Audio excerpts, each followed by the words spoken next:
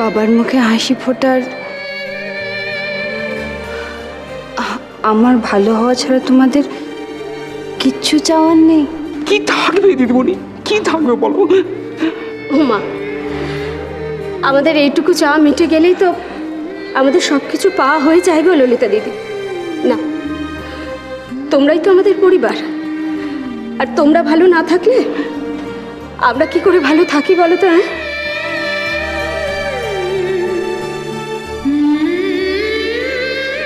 ও শোনো না, বলছি কি, এই ফুল আর প্রসাদ ঈশান দাদার জন্য আমি রেখে দিচ্ছি, তুমি মনে করো মাথায় ছুঁয়ে দিও, কেমন? সে কোথায়?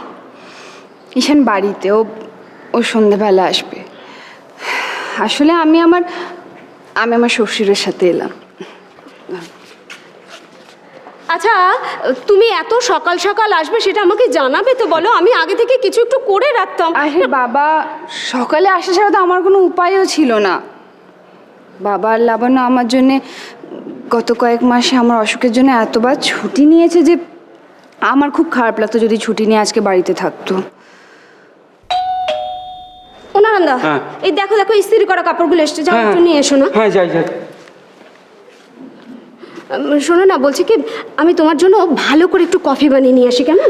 মিনতি, থাক, ঠাম্মার তো এই কিছুক্ষণের মধ্যেই পুজো টুজো শেষ হয়ে যাবে, একসাথে ব্রেকফাস্ট করতে বসবো, তখন না হয় এক কাপ করে। আচ্ছা বেশ, তাহলে তাই করো। আমি নারান্দা, আমাকে এগুলো দাও, এগুলো বাবার কাপড় তো। হ্যাঁ, আমি এগুলো বাবার ঘরে রেখে আসছি, আর দেখে আসি তিনি ঘরের কি অবস্থা করে রেখেছেন। খুব ভালো লাগছে, তাই না রে? আমাদের দিদিমণি ভালো হয়ে গেল, ভগবানের অনেক দয়া। ভালো রেখো মা, ভালো রেখো।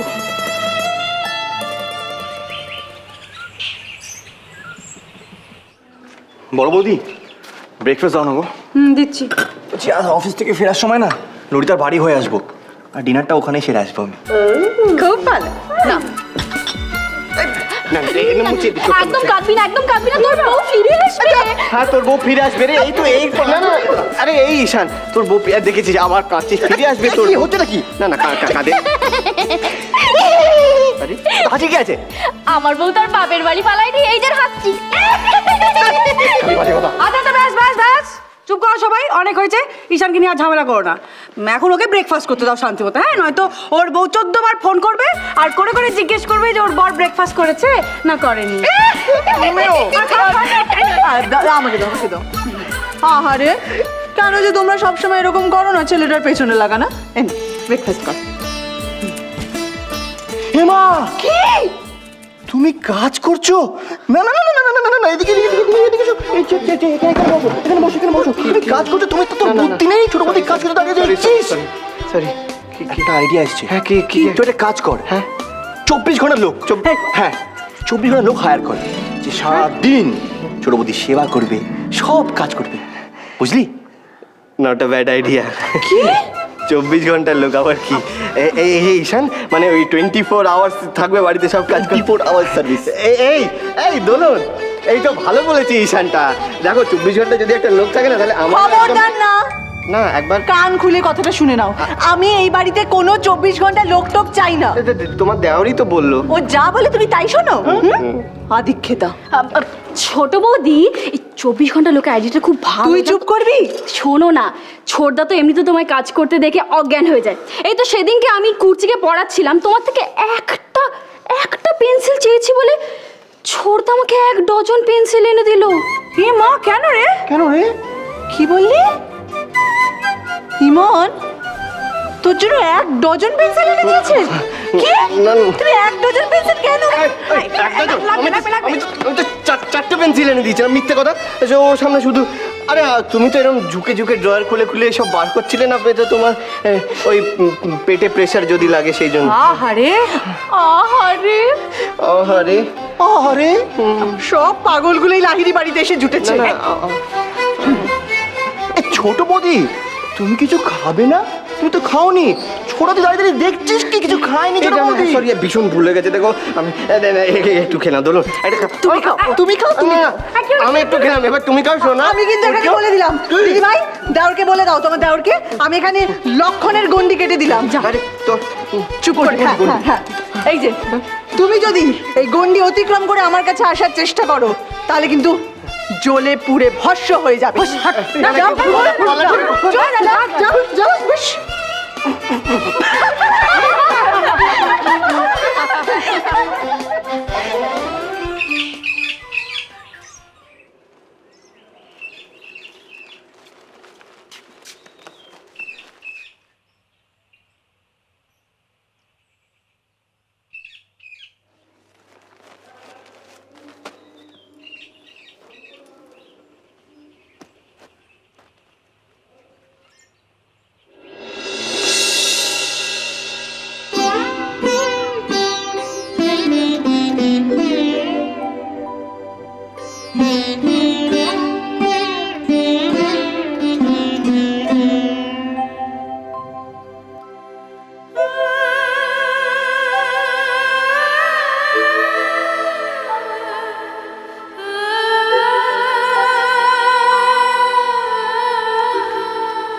আমার অনেক আদরের ললিতা, তুই মা হতে চলেছিস।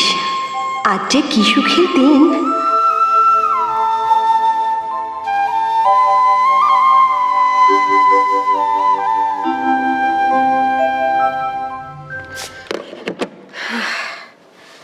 আচ্ছা রাধা, সবাই তো জানালো পৌঁছে গেছে, ইন্দ্রটা কেন এখনো জানালো না বলতো?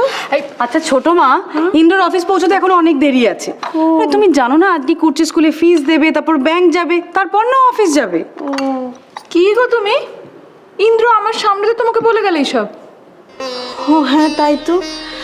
সত্যি আসলে কি হয়েছে জানিস তো, ললিতাটা বাড়িতে নেই তো, সব আমার কিরকম গোলমাল হয়ে যাচ্ছে। এই রজনী, হ্যাঁ আমি না মাংসটা দই দিয়ে মেখে রেখেছি বুঝলি। কমলি এসে মশলাগুলো করে দিক, তারপর রান্নাটা হয়ে যাবে। দাঁড়া আর একটু ডাল আছে নিয়ে আসি। হ্যাঁ ঠিক আছে। ওমনি শোনো শোনো শোনো, বলছি কি আজকে চিকেনটা না করলেই নয়, মানে ললিতা বাড়িতে নেই, তারপর ঈশানও বললো ও বেলা খাবে না। থাক না আজকে, ললিতা ফিরুক। দেখ তো। হ্যালো, হ্যাঁ না না সরি, এটা রং নাম্বার। ওমনি আজ তাহলে মাছ রান্না করে দি। তাই কর। আরে কার ফোন ছিল? ললিতার ফোন ছিল? না না, আমার রং নাম্বার। কি গো, এত তাড়াতাড়ি তোমার পুজো হয়ে গেল? হ্যাঁ হ্যাঁ, আমি ভাবলাম যে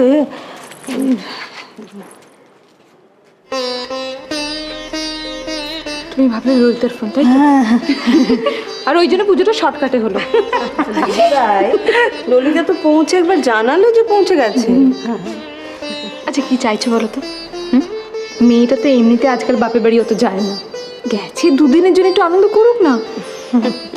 আচ্ছা সেখানে গিয়ে যদি সারাক্ষণ আমাদের ফোন করে আমাদের সঙ্গেই কথা বলে, তাহলে গিয়ে কি লাভ বলতো?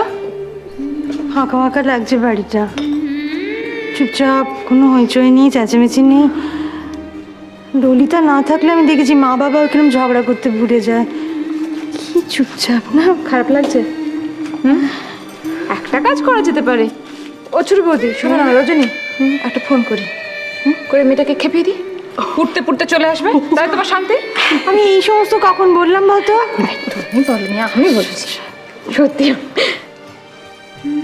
মেয়েটা নেই, আমারই কিছুই ভালো লাগছে নাকি? কি যে মায়ের বাঁধনে বেঁধেছে। আজকে কলেজে কি মজা হয়েছে বল। প্রত্যেকদিনই বোরিং লাগে, আজকে ভালো মজা হয়েছে। এই শোন শোন শোন, তুই না কালকে মনে করে রাখি ম্যামের নোটসগুলো নিয়ে আসবি বুঝলি। আমি কিন্তু ওই নোটসগুলো লিখিনি। হ্যাঁ চল, তুই যা, দেরি হয়ে গেলে সাবধানে যাস, ঠিক আছে? টাটা টাটা, ফোন করিস। টাটা।